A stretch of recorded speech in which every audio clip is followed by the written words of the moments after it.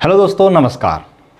दोस्तों, भौतिक भूगोल के अंतर्गत ये हमारा पहला टॉपिक है जिसके अंतर्गत हम लोग अध्ययन करने वाले हैं पृथ्वी की आंतरिक संरचना का। पृथ्वी की आंतरिक संरचना से मतलब क्या होता है कि पृथ्वी के अंदर क्या है। अभी तक हमने जनरल ज्योग्राफी के अंतर्गत क्या देखा कि ब्रह्मांड क्या था, पृथ्वी के बाहर क्या था। अभी हमने पृथ्वी की सतह का अध्ययन नहीं किया, लेकिन आज से हम सबसे पहले चलते हैं पृथ्वी के अंदर कि आखिर पृथ्वी के अंदर है क्या। पृथ्वी के अंदर जो ठोस तत्व हैं, तरल हैं, गैस भरी हुई है, आखिर है क्या, उसका अध्ययन।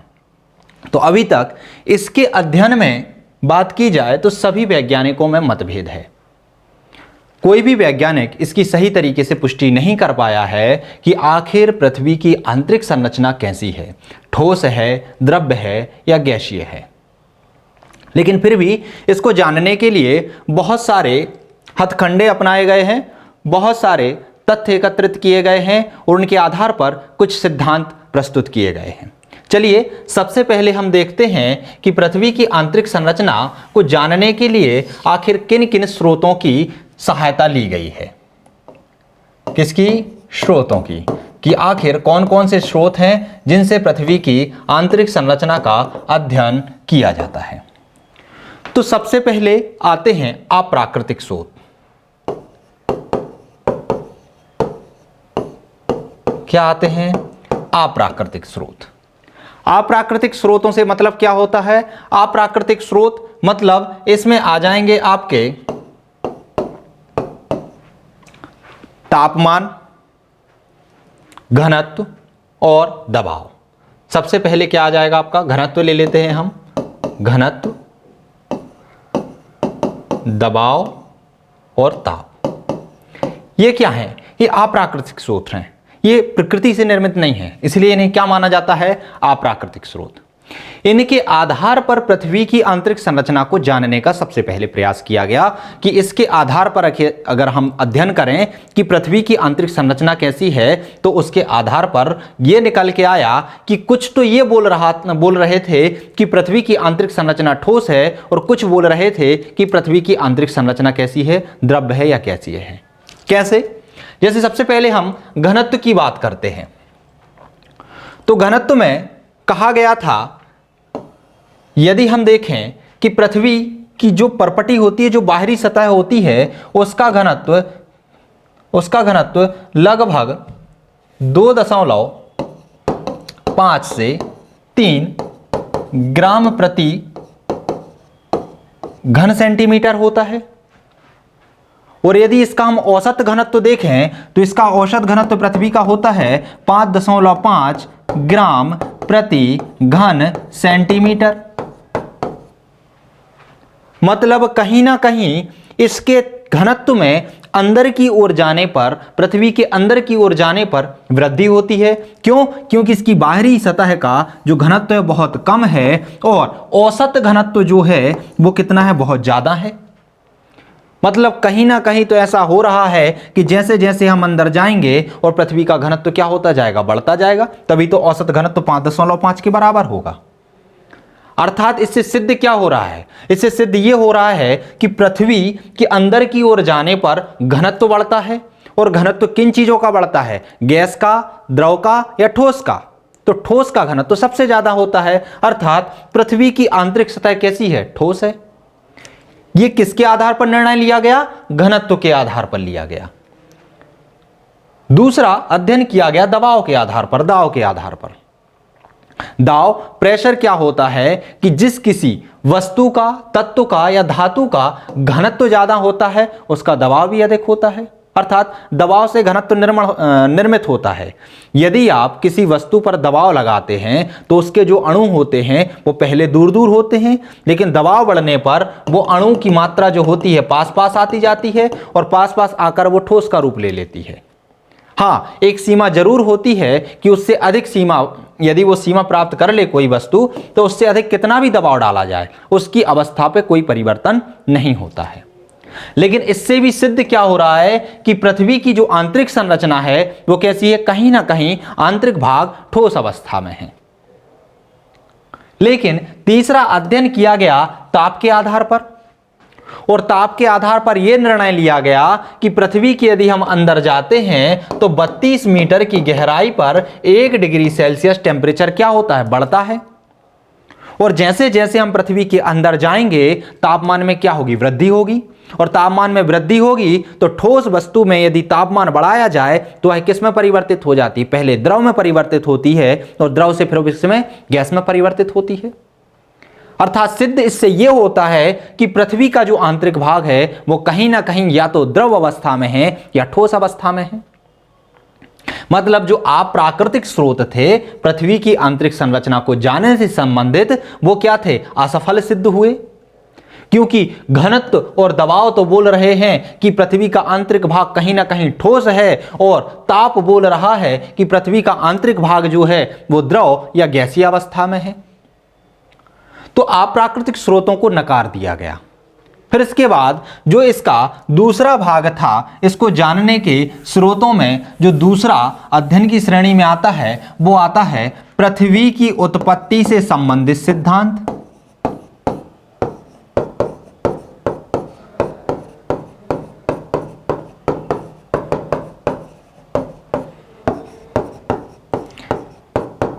मतलब वैज्ञानिकों ने कहा कि आखिर पृथ्वी की संरचना का निर्माण कैसे हुआ, पृथ्वी का निर्माण कैसे हुआ, जो सौरमंडल में 8 ग्रह हैं उनका निर्माण कैसे हुआ। यदि हम उसकी मूल भावनाओं को समझ लें तो उससे कहीं ना कहीं हमें यह समझने में मदद मिलेगी कि पृथ्वी का आंतरिक भाग वास्तव में है कैसा। इसको हम समझते हैं, लेकिन उसके साथ ही अभी यहां पर यह भी देख लेते हैं कि जो तीसरा स्रोत था वो क्या था।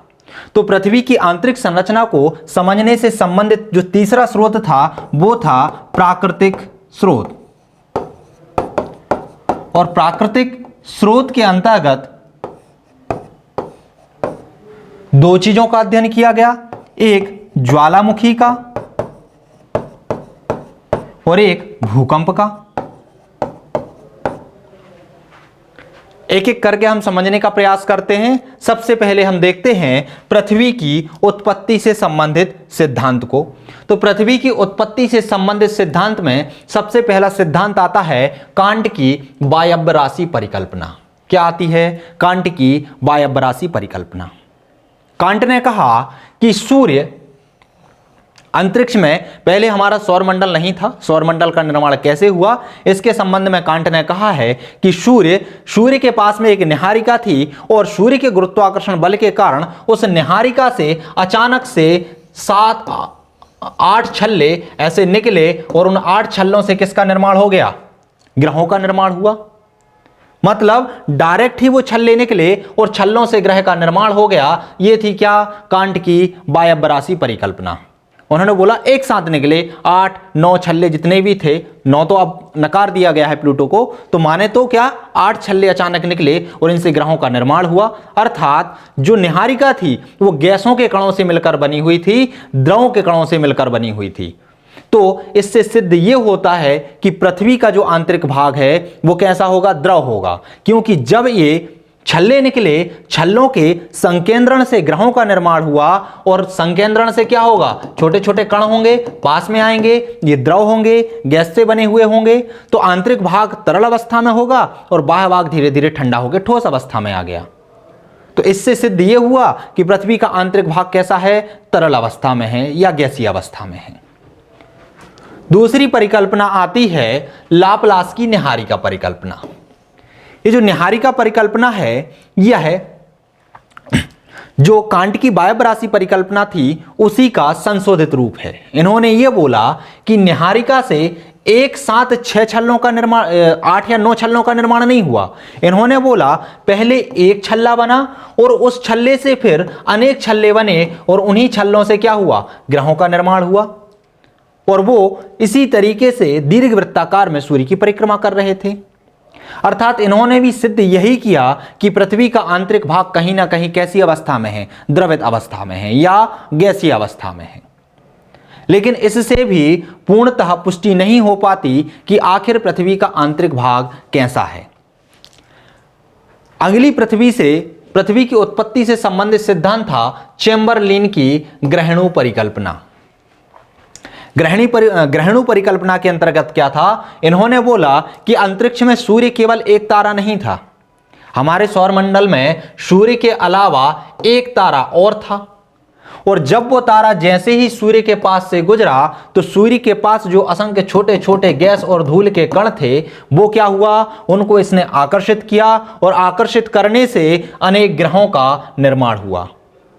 इन्होंने ये भी बोला, चैम्बरलिन ने, कि ये जो कण थे वो द्रव या गैसीय अवस्था में ना होकर ठोस अवस्था में थे, अर्थात पृथ्वी या अन्य ग्रहों की जो उत्पत्ति हुई है वो ठोस कणों से मिलकर हुई है।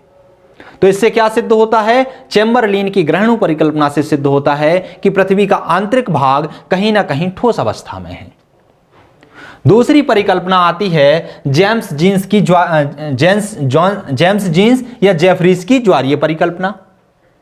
यह जो थी चैम्बरलिन की ग्रहणु परिकल्पना का ही संशोधित भाग था।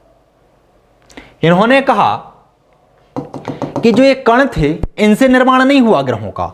उन्होंने बोला कि जब ये साथी तारा सूर्य के नजदीक से होकर गुजर रहा था तो इसने इसके आकर्षण बल के कारण सूर्य से एक फिलामेंट बाहर की ओर निकला, और इस फिलामेंट से बाद में ये जैसे ही तारा आगे निकल गया तो ये फिलामेंट सूर्य से दूर हो गया और सूर्य की परिक्रमा करने लगा, और इस फिलामेंट के टूटने से ग्रहों का निर्माण हुआ।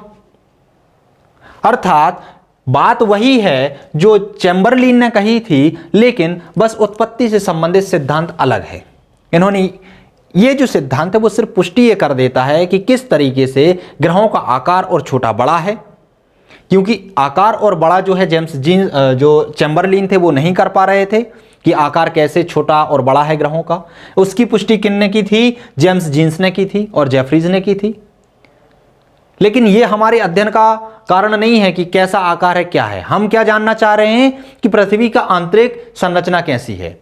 तो आंतरिक संरचना कैसी है, तो यह भी बोल रहे हैं कि आंतरिक संरचना कैसी है, ठोस है। इसके बाद एक और संकल्पना आती है ऑटो स्मिथ की धूल परिकल्पना।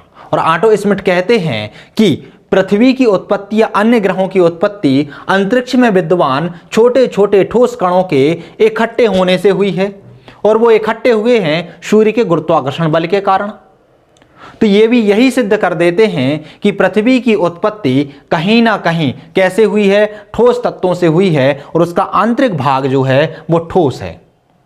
अर्थात जो पृथ्वी की उत्पत्ति से संबंधित सिद्धांत था, जितने भी सिद्धांत हैं वो सही तरीके से पुष्टि नहीं कर पा रहे हैं कि आखिर पृथ्वी का आंतरिक भाग कैसा है, ठोस है, द्रव है या गैस है, क्योंकि इनमें ही क्या है, असमंजस की स्थिति उत्पन्न हो रही है। कुछ बोल रहे हैं कि द्रव, उसका आंतरिक भाग द्रव है या गैस है, और कुछ बोल रहे हैं इसका आंतरिक भाग ठोस है। तो जो दो सिद्धांत हमने, दो स्रोत पढ़े हमने, एक अप्राकृतिक स्रोत था जिसमें हमने ताप, घनत्व और द्रव्यमान का अध्ययन किया, ताप, घनत्व और किसका, दबाव, इन तीनों का अध्ययन किया था। वो भी इसकी पुष्टि करने में नाकाम रहे, और पृथ्वी की उत्पत्ति से जो संबंधित सिद्धांत थे वो भी इसकी पुष्टि करने में क्या रहे, नाकाम रहे। फिर सहारा लिया गया इसके तीसरे स्रोत का, जिसे बोलते हैं प्राकृतिक स्रोत। प्राकृतिक स्रोत मतलब क्या होता है, जो हमें प्रकृति से प्राप्त हो रहे हैं। और इसमें भी अध्ययन दो चीजों का किया गया। एक सबसे पहले किया गया ज्वालामुखी का। ज्वालामुखी के आधार पर यह जानने का प्रयास किया गया कि आंतरिक भाग कैसा है।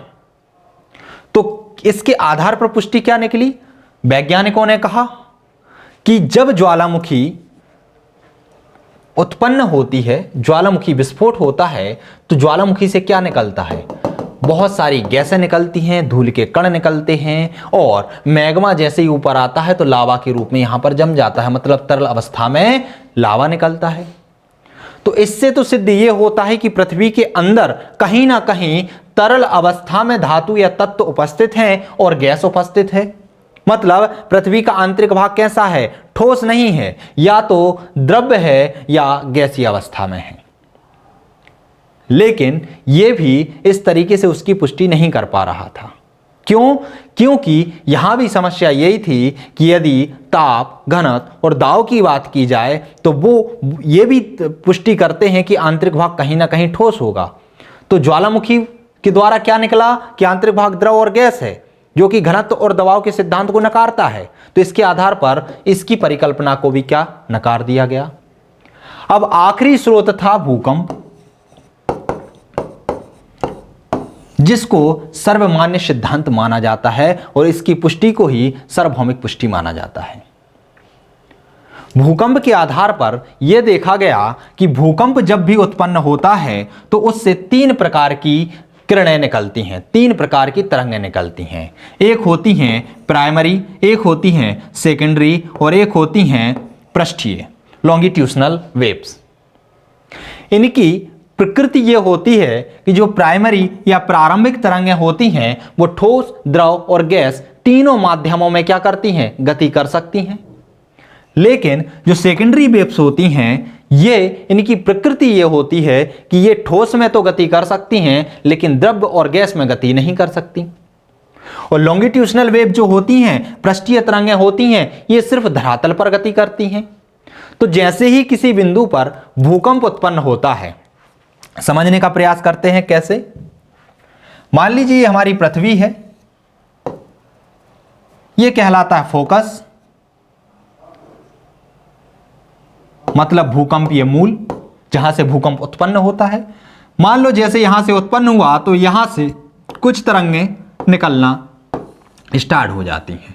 तो जो सबसे पहले तरंगें धरातल पर पहुंचती हैं वो होती हैं पी तरंगें। और पी तरंगों की एक विशेषता मैंने अभी बताई है कि ये ठोस, द्रव और गैस तीनों माध्यमों में क्या कर सकती हैं, गति कर सकती हैं। भूकंपीय तरंगें जिस बिंदु पर सबसे पहले पहुंचती हैं उसे बोला जाता है अधिकेंद्र। और इन तरंगों के बाद जैसी पी तरंगें निकलती हैं उसके बाद में एस तरंगें निकलती हैं और फिर एल तरंगें निकलती हैं। तो जब पी तरंगें निकली तो अध्ययन किया गया कि ये तो सभी क्षेत्रों में पहुंची हैं। दूसरे नंबर पर निकली एस तरंगें, और एस तरंगें जैसे ही निकली तो हुआ क्या कि ये तरंगें हर जगह तो पहुंच रही थीं,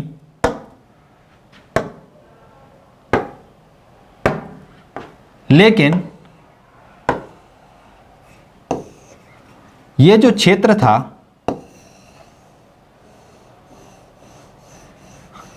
ये क्या रह गया, कम रह गया। और कम रह जाने के कारण हुआ क्या,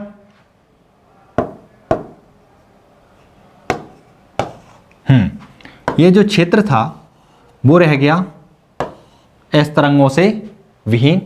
अर्थात एस तरंगें यहां पहुंची, यहां पहुंची, यहां पहुंची, यहां पहुंची, यहां पहुंची, लेकिन ये जो क्षेत्र था वो एस तरंगें विहीन रह गया। अर्थात इससे सिद्ध ये हुआ कि पृथ्वी के आंतरिक भाग में कहीं ना कहीं या तो द्रव या गैस अवस्था स्थित है जिसको एस तरंगें पार नहीं कर पाई, और ये जो क्षेत्र था ये एस तरंगों से विहीन रह गया। अर्थात सिद्ध क्या हुआ कि पृथ्वी के आंतरिक भाग में कहीं ना कहीं या तो द्रवित अवस्था है या गैसीय अवस्था है। और इसी सिद्धांत को सर्वाधिक मान्य सिद्धांत माना गया है। किसे, भूकंप के तहत दिया गया सिद्धांत। तो दोस्तों अभी तक हमने क्या देखा, हमने देखा है पृथ्वी की आंतरिक संरचना को जानने से संबंधित स्रोतों में तीन स्रोत थे। एक अप्राकृतिक स्रोत थे, एक पृथ्वी की उत्पत्ति से संबंधित सिद्धांत थे और एक प्राकृतिक स्रोत थे। अप्राकृतिक स्रोतों में हमने देखा तापमान, घनत्व और दबाव। इसके आधार पर इसकी पुष्टि नहीं हो पा रही थी। फिर दिया पृथ्वी की उत्पत्ति से संबंधित सिद्धांत, जिसके आधार पर भी पुष्टि नहीं हो पाई। और फिर आया प्राकृतिक स्रोत, जिसमें ज्वालामुखी और भूकंप का अध्ययन किया गया। और ज्वालामुखी और भूकंप में भूकंप को सर्वाधिक मान्य सिद्धांत माना गया। और इसकी जो तरंगें थीं एस, पी और एल तरंगें, इसके आधार पर यह पुष्टि की गई कि पृथ्वी की आंतरिक संरचना कहीं ना कहीं या तो द्रवित अवस्था में है या ठोस अवस्था में है। क्लियर है। और इसके आधार पर संपूर्ण पृथ्वी को कुछ भागों में बांट दिया गया। और वो कुछ भाग क्या थे, वो भाग थे तीन।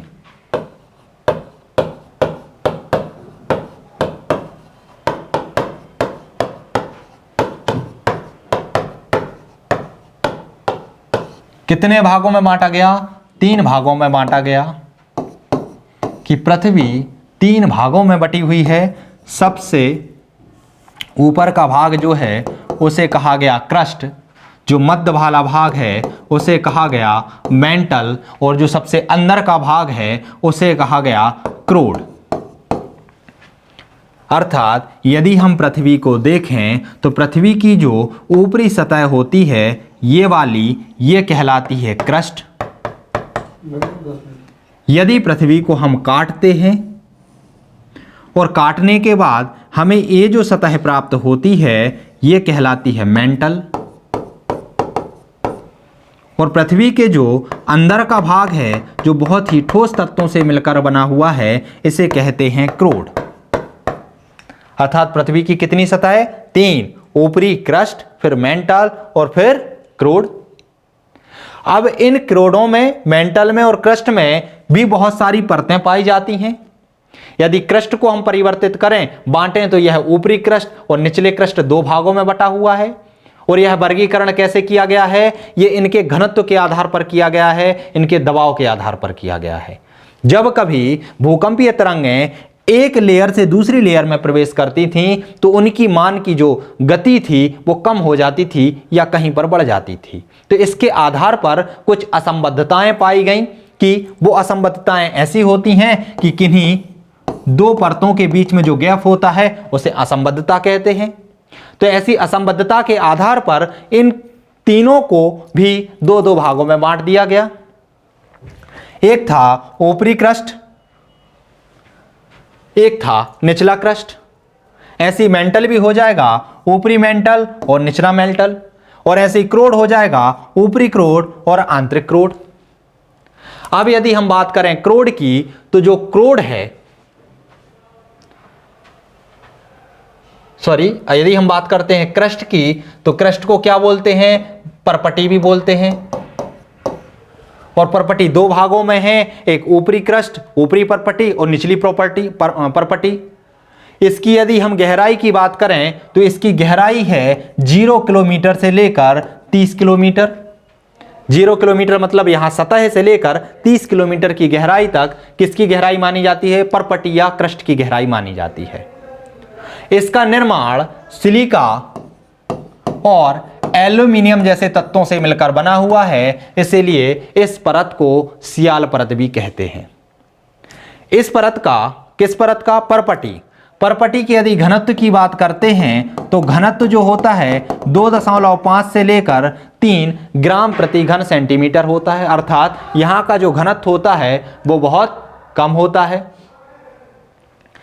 यदि हम इसके अंदर जाते हैं तो ऊपरी क्रस्ट और निचली क्रस्ट के बीच में, ऊपरी परपटी और निचली परपटी के बीच में एक असंबद्धता पाई जाती है जिसे कहा जाता है कोनराड असंबद्धता। क्या कहा जाता है? कोनराड असंबद्धता। एग्जाम में पूछ लिया जाता है कि कोनराड असंबद्धता किन किन के मध्य पाई जाती है, तो ऊपरी क्रस्ट और निचले क्रस्ट के मध्य पाई जाती है, अर्थात ऊपरी परपटी और निचली परपटी के मध्य पाई जाती है। कौन सी असंबद्धता? कोनराड असंबद्धता। जैसे ही हम क्रस्ट से और गहराई की ओर बढ़ते हैं तो गहराई में क्रस्ट के बाद स्थान आता है मेंटल का, और मेंटल को भी 2 भागों में बांटा गया है, एक ऊपरी मेंटल और एक निचला मेंटल। मेंटल की यदि गहराई देखते हैं तो इसकी गहराई है कहां से? कोनराड असंबद्धता, मोहो असंबद्धता से इसकी गहराई मोहो असंबद्धता से लेकर 2900 किलोमीटर तक है। अब मोहो असंबद्धता क्या होती है?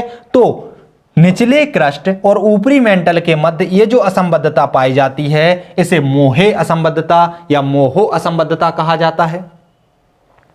और मेंटल की गहराई मोहो असंबद्धता से लेकर 2900 किलोमीटर तक है। यहां बीच में 700 किलोमीटर पर इसके बीच में एक और असंबद्धता पाई जाती है जो कि ऊपरी मेंटल और निचले मेंटल के मध्य होती है, जिसे कहा जाता है रैपेटी असंबद्धता। और रैपेटी असंबद्धता के नीचे आते हैं तो निचला मेंटल आता है, और निचले मेंटल के यहां पर एक असंबद्धता आती है जो कि निचला मेंटल और ऊपरी क्रोड के बीच में होती है, उसे बोलते हैं गुटेनबर्ग असंबद्धता। और यदि हम क्रोड की गहराई की बात करें तो यह गुटेनबर्ग असंबद्धता से लेकर कहां तक होती है? 6371 किलोमीटर की गहराई तक होती है। और इसके बीच में भी यदि बात करते हैं क्रोड की, तो क्रोड भी दो भागों में बटा है, एक ऊपरी क्रोड और एक निचला क्रोड। अर्थात ऊपरी क्रोड और निचले क्रोड के बीच में भी एक असंबद्धता पाई जाती है, जिसे कहा जाता है लेहमैन असंबद्धता। क्या कहा जाता है? लेहमैन असंबद्धता। तो ये तो हमने देखा असंबद्धताएं क्या होती हैं, कहां कहां पर पाई जाती हैं। तो क्या होती हैं असंबद्धताएं? किन्हीं दो परतों के बीच में जो गैप होता है, जो घनत्व में अंतर होता है, उसे क्या कहा जाता है? असंबद्धता कहा जाता है। और हर परत में, चाहे वो क्रस्ट हो, चाहे मेंटल हो, चाहे क्रोड हो, उनमें असंबद्धताएं पाई जाती हैं। यहां तक कि क्रस्ट, मेंटल और क्रोड के मध्य में भी असंबद्धताएं पाई जाती हैं। यदि ऊपरी क्रस्ट और निचले क्रस्ट की बात करें तो वहां पे आती है कोनराड असंबद्धता। यदि हम निचले क्रस्ट और ऊपरी मेंटल की बात करते हैं तो यहां पर आती है मोहो असंबद्धता। यदि हम ऊपरी मेंटल और निचले मेंटल की बात करते हैं तो इनके बीच में आती है रेपेटी असंबद्धता। यदि हम निचले मेंटल और यदि ऊपरी क्रोड की बात करते हैं तो यहां पर आती है गुटेनबर्ग, और ऊपरी क्रोड और आंतरिक क्रोड के मध्य आती है लेहमैन असंबद्धता। तो ये असंबद्धताएं आपको याद रखना है, समझना है। इसको याद करने के लिए एक ट्रिक भी होती है, जिसे हम कह सकते हैं कमर गुल। का से आ जाएगी कोनराड, मा से आ जाएगी मोहो, रा से रेपेटी, गा से गुटेनबर्ग और ला से लेहमैन। तो आप कमर गुल के आधार पर भी इनका क्रम याद रख सकते हैं। लेकिन सबसे जरूरी यह है, आपको यह पता होना चाहिए किन किन के मध्य में है। दूसरा, आपको याद ये भी रखना है कि इन मेंटलों की गहराई कितनी है। यदि हम क्रस्ट की बात करते हैं, परतों की गहराई कितनी है। यदि हम क्रस्ट की बात करते हैं तो वह 0 से 30 किलोमीटर की गहराई पर है। यदि मेंटल की बात करते हैं तो वह 30 से 2900 किलोमीटर की गहराई पर है। और यदि हम क्रोड की बात करते हैं तो वह 2900 से 6371 किलोमीटर की गहराई पर है। तो यह तो हुआ आंतरिक भाग। चलिए, इसके साथ ही हम ये भी देख लेते हैं कि आखिर क्रस्ट की, मेंटल की और क्रोड की विशेषताएं क्या क्या हैं। तो यदि हम क्रस्ट की बात करते हैं तो हमने यहां पर बताया था कि इसकी गहराई 0 से 30 किलोमीटर की गहराई पर होता है। इसका घनत्व 2.5 से लेकर 3 ग्राम प्रति घन सेंटीमीटर होता है। यदि इसके तत्वों की बात करें कि ये किससे मिलकर बना हुआ है, तो ये सिलिकॉन और एल्यूमिनियम से मिलकर बना होता है। इसके बाद आता है मेंटल। मेंटल की बात करते हैं तो मेंटल का जो घनत्व है वो 5.5, मतलब 3 से लेके 5.5 ग्राम प्रति घन सेंटीमीटर पाया जाता है। मतलब यहां पर घनत्व क्या हो जाता है? बढ़ जाता है। ये धातु तत्व जो होता है सिलिका और मैग्नीशियम से मिलकर बना होता है। मतलब ये भारी तत्वों से मिलकर बना होता है, जिसमें सिलिका और मैग्नीशियम होता है। अर्थात इस परत को सीमा भी कहा जाता है। यहां पर जाने पे क्या हो रहा था? घनत्व बढ़ रहा था। और गहराई की बात करते हैं तो गहराई मोह असंबद्धता से लेकर 2900 किलोमीटर तक होती है। अब यदि हम क्रोड की बात करते हैं, जो कि पृथ्वी का सबसे आंतरिक भाग है, जो कि भारी तत्वों से मिलकर बना होता है, उसकी गहराई गुटेनबर्ग असंबद्धता से लेकर 6371 किलोमीटर तक होती है। और 6371 किलोमीटर की गहराई में क्या होता है? घनत्व और दाब और तापमान क्या हो रहा है? बढ़ रहा है। इसकी यदि बात करें कि किन तत्वों से मिलकर बना हुआ है, तो यह है निकेल और फेरस, अर्थात लोहे तत्वों से मिलकर बना हुआ है। अर्थात इस परत को, क्रोड को लेहमैन के नाम से भी जाना जाता है। किससे? लेहमैन, नीफे के नाम से भी जाना जाता है। नीफे, निकेल और फेरस के नाम से भी जाना जाता है। क्लियर है? आप लोगों को इस टॉपिक के अंतर्गत सबसे महत्वपूर्ण बातें यही याद रखनी है कि कौन सी परत में कौन से तत्व पाए जाते हैं, अर्थात यह किन से मिलकर बनी हुई है। जैसे हम यदि परपटी की बात करते हैं तो वो सिलिका और एल्यूमिनियम से मिलकर बनी होती है। यदि हम मेंटल की बात करते हैं तो मेंटल एल्यूमिनियम, सिलिकॉन और मैग्नीशियम से मिलकर बना होता है। और यदि हम क्रोड की बात करते हैं तो क्रोड निकेल और फेरस या आयरन से मिलकर बना होता है। दूसरा, गहराई आपको याद रखनी है। और तीसरा, आपको असंबद्धताएं याद रखनी है। तो दोस्तों, इसके माध्यम से हमने पृथ्वी की आंतरिक संरचना को जानने का प्रयास किया। अगला टॉपिक हमारा रहेगा पृथ्वी की उत्पत्ति में जो महाद्वीपीय विस्थापन का सिद्धांत है कि आखिर महाद्वीपों का निर्माण कैसे हुआ, महासागरों का निर्माण कैसे हुआ, कैसे एक महाद्वीप दूसरे महाद्वीप से दूरी की ओर जा रहे हैं और कैसे मूलधार पर्वतों का निर्माण हो रहा है। तो अगले टॉपिक में हम अध्ययन करेंगे महाद्वीपीय विस्थापन के सिद्धांत का और साथ ही अध्ययन करेंगे प्लेट विवर्तनिकी सिद्धांत का। तब तक के लिए नमस्कार।